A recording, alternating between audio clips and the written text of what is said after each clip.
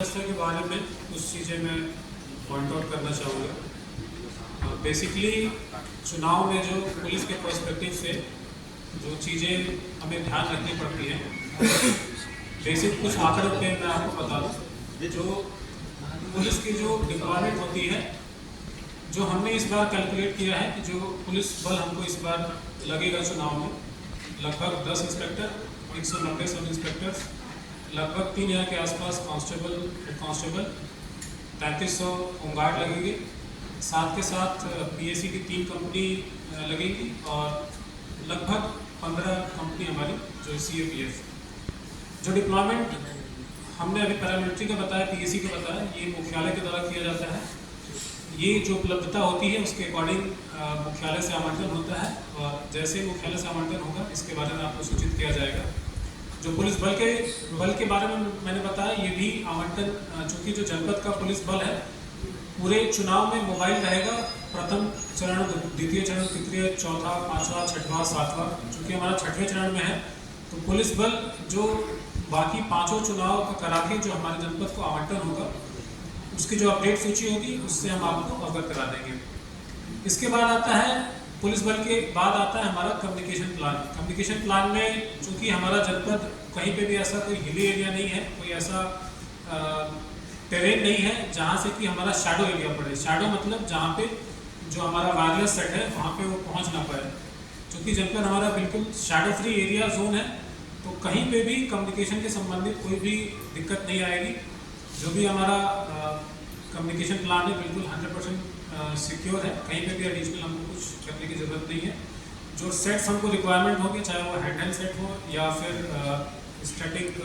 या mobile RT set हो, ये मुख्यालय से हमें उपलब्ध हो जाएगा। इसके बाद आते हैं जो कानून व्यवस्था के संबंध में जो कार्रवाई पुलिस करती है, जिसमें कि प्रिवेंटिव कार्रवाइयाँ होती हैं, जिसमें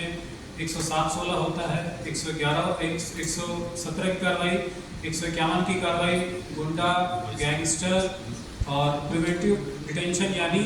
एनएसए और पिट एनडीपीएस की भी कार्रवाई इसमें शामिल है। तो इसमें जो पुराने हमारे जो 2019 के जो आंकड़े हैं और इस समय जो हमारी स्थिति है, मैं आपको बताने बड़ी खुशी हो रही है कि पुराने जो आंकड़े हैं उसे काफ़ी अच्छे स्टेट में इस समय हम इस समय मौजूद हैं और आगे निरंतर हम जैसे जैसे हमारा चुनाव आगे प्रगति करेगा, जो हमारे प्रिवेंटिव आंकड़े हैं जो कि दर्शाते हैं कि कितनी पुलिसिंग पुख्ता तरीके से की जा रही है, जो प्रिवेंटिव आंकड़े हैं आपको हम इससे अपडेट करते रहेंगे और इसको आप अपने मीडिया के माध्यम से सबको सूचित भी कर सकते हैं। साथ के साथ जो हमारे हिस्ट्री शीटर्स हैं जनपद में, लगभग 490 हमारे जो हिस्ट्री शीटर्स हैं, इन हिस्ट्री शीटर्स पे भी कार्रवाई हमने स्टार्ट कर दी है। जितने भी हिस्ट्री शीटर एक्टिव हैं उनके खिलाफ गुंडा की भी कार्रवाई की जा रही है। साथ के साथ जिन पे अभी हाल फिलहाल में मुकदमे दर्ज हुए हैं, अगर उनका पुराना आपराधिक इतिहास ऐसा है कि अगर वो गैंगस्टर की परिधि में कवर होते हैं तो उन पर गैंगस्टर की भी कार्रवाई हम शुरू कर दिए हैं। इसके अलावा जो हमारे बैड एलिमेंट्स हैं उनका भी चिन्हांकन हम कर रहे हैं और जितने भी बैड एलिमेंट्स हैं उनको हम 107-16 के साथ साथ हम ये इंश्योर करेंगे कि चुनाव जब हम बिल्कुल पास आ जाएगा, लगभग 5 से 6 दिन बचेंगे, तो हम उनको रेड कार्ड भी इशू करेंगे। रेड कार्ड का मतलब ये होता है कि आप पुलिस के बिल्कुल नज़रों में टॉप लिस्ट में हो। अगर कुछ भी आप चुनाव के दिन अगर आपका कोई भी ऐसा मूवमेंट होता है, कोई भी ऐसा मूवमेंट का मतलब है कि आपने चुनाव में अपना मतदान दिया, मतदान डालने के बाद आप बेवजह वहाँ पोलिंग सेंटर के पास घूम रहे हो या बेवजह आप कोई व्हीकल का मूवमेंट कर रहे हो, तो फिर आपके खिलाफ फिर कड़ी कार्रवाई की जाएगी। इसके साथ जो जनपद पुलिस के द्वारा जितने भी हमारे पोलिंग सेंटर्स हैं, हमारे जो एसएचओज हैं सभी के द्वारा लगातार विजिट किया जा रहा है और जो भी बेसिक मिनिमम फैसिलिटीज़ वहाँ पे होनी चाहिए वो इंश्योर की जा रही है। साथ ही साथ कानून व्यवस्था के संबंधित जो वहाँ पे चीज़ें होनी चाहिए, जैसे बाउंड्री वॉल है, अप्रोच रोड है या फिर जो विंडोज़ हैं, विंडोज़ में अगर ग्रिल लगी है नहीं लगी है, ये सारी चीज़ें हम इंश्योर कर रहे हैं कि ये सारी चीज़ें मौजूद रहें। जहाँ पे जो कमियाँ आ रही हैं उसको हम अपने संबंधित रेवेन्यू डिपार्टमेंट के साथ शेयर करके इसको हम सही करा रहे हैं। साथ के साथ जो हमारे वल्नरेबल और जो क्रिटिकल हमारे जो मतदान स्थल हैं इसका भी जो हमारे सेक्टर पुलिस अधिकारी या सेक्टर मजिस्ट्रेट के द्वारा इसका चिन्हांकन किया जा रहा है। और हम ये भी इंश्योर कर रहे हैं कि इस पे भी चुनाव के पास आते आते जितने भी हमारे वल्नरेबल पॉकेट्स हैं, जिसमें कि कुछ मतदाताओं को प्रभाव डालने का प्रयास किया जाता है, उनको बिल्कुल ऐसे ट्रबल मॉन्गर्स को चिन्हित करके उनको कार्रवाई की जाए और वो बिल्कुल मतदान में किसी तरीके से हस्तक्षेप ना करता है। तो ये बेसिक मैंने अपने पुलिस की जो प्रिपेयर्डनेस है इसके बारे में बताया है। इसके बाद जैसा कि अभी आप सभी लोगों ने जो अभी प्रेस वार्ता चुनाव आयोग के द्वारा किया गया है, इसमें आप सभी लोगों ने उसको सुना है और भली भांति आप लोगों ने उससे विदित भी हैं। उसमें जो चीफ इलेक्शन कमिश्नर सर ने जो हमें बताया है कि जो 4 M है, जिसमें कि मनी, मसल